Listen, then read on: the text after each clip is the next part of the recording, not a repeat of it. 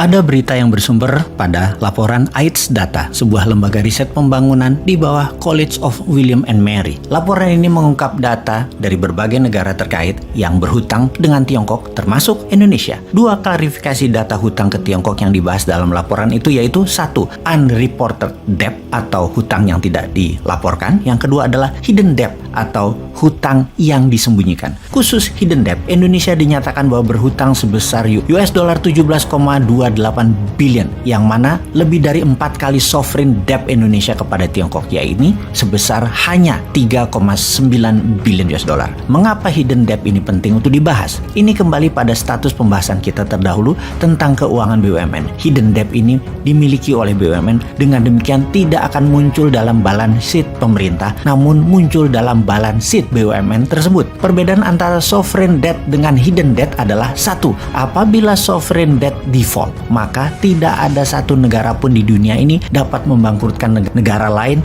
karena sovereign debt ini. Biasanya menyelesaikannya dilakukan dengan revolving hutang dengan tenor dan bunga yang baru, atau diselesaikannya oleh IMF dan World Bank. Lain halnya dengan hidden debt. Jika default, maka satu, pertama, ditawarkan kepada pemegang saham mayoritas BUMN, yaitu pemerintah, untuk membayar debt ini, dan dua, jika tidak tersedia maka aset diambil, dan jika tidak cukup maka aset-aset pemerintah lainnya ikut disita. Ingat, ini bedanya ya. Inilah bahaya hidden debt. Garuda, PLN itu berpotensi hilang aset atau diakuisisi asing. Memang pejabat BUMN membantah bahwa hutang-hutang ini tidak dipublikasikan secara transparan kepada publik dengan merujuk pada laporan Bank Indonesia. Tetapi maksud hidden debt dalam penelitian ini lebih kepada tidak dimuatnya hidden debt ini di balance sheet pemerintah. Karena tetap saja pemerintah berpendapat bahwa penyertaan modal pemerintah dalam BUMN itu bukan fiskal. Ini aneh sekali. Ya, tapi namanya juga lagi berkuasa. Ini yang ditakutkan mereka kalau suatu hari mereka tidak berkuasa lagi. Aturannya dibalik ke sebagaimana seharusnya. Mereka bisa kena pasal pelanggaran dan penyalahgunaan kekuasaan. Dan ini penjaranya panjang, baju oranyenya panjang hal ini, dan banyak lagi berjamaah. Oke, kita lanjut. Jadi paling aman sampai tahun 2024 atau 2029 masih dikawal mereka. Kalau perlu tambah 3 tahun dulu diperpanjang jabatannya dengan alasan pandemi. Lalu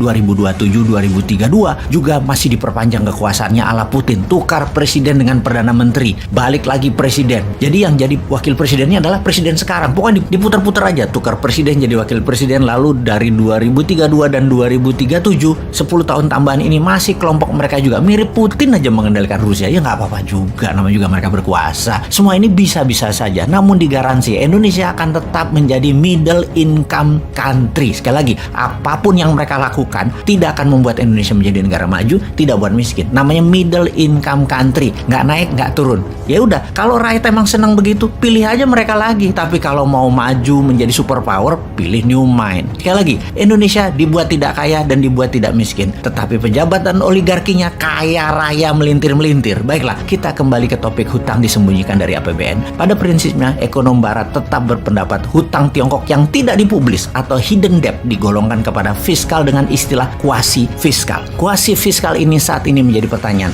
Yang nanggung negara kok dibilang tidak ditanggung sih? Oh, kalau diangkat atau dimasukkan APBN menjadi hutang negara, maka akan tercatat hutang negara dari PDB, bisa membuat pemerintah saat ini di-impeach dan bisa dicopot di tengah jalan karena melebihi batas hutang. Wih, jangan sampai terjadi begitu deh. Oke deh, kita sambung untuk menyaksikan video lain lagi yang bisa menjadi pelajaran buat Anda semua. Terima kasih sahabat. Pemerintah utangnya meningkat, ya.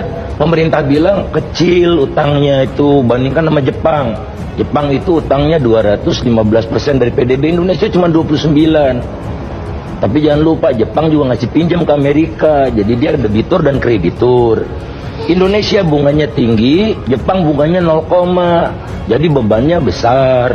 Kemudian Jepang utangnya itu 90% kepada rakyatnya sendiri. Jadi kalau bayar bunga, uangnya nggak lari. Indonesia tertinggi di dunia, utangnya yang dipegang oleh asing, bonds ya gitu. Jadi jangan nyesatkan juga dong gitu, seolah-olah Indonesia utangnya nggak ada apa-apa gitu.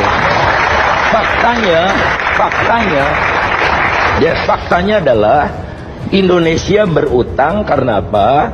Karena pengeluarannya meningkat, pendapatannya turun. Tax ratio 5 tahun terakhir turun. Di era Pak Jokowi setiap tahun tax ratio turun. sehingga penerimaannya naik, pengeluarannya turun. Nah, akibatnya utang tambah banyak. Nah, utang tambah banyak itu saya ingin katakan alokasinya lebih banyak untuk material, kedua bayar bunga, ketiga baru capex. Disitulah infrastruktur gitu.